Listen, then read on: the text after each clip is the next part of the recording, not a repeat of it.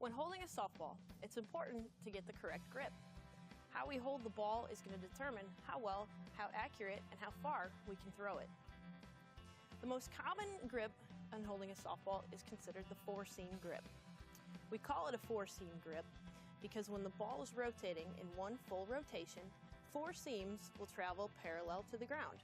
That's going to allow the ball to stay on a better path, as well as get good spin, which helps us create a little more velocity. When I grab the softball, I want to make sure I grip it in my fingertips, more the pads of our fingers. I want to hold the ball slightly a little bit looser on those pads of those fingers.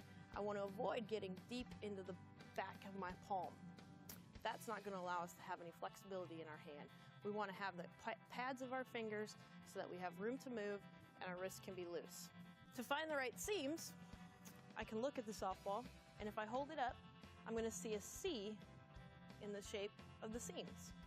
I can grab across that C with my 3 and 4 fingers, and my thumb is going to rest underneath. My thumb is just there to help support the ball. That's considered kind of our kickstand. It's just there to hold it. Depending on the size of your hand, you may only need to use 3 fingers across the seam, but most will probably use 4 across the seam. This is going to allow me to have a good loose grip, almost as if I'm holding an egg. Now I want to be able to get good snap on my wrist and to be able to get that ball to roll off those seams. I'm going to feel most of the pressure on that middle finger in order to make that ball spin on a good path.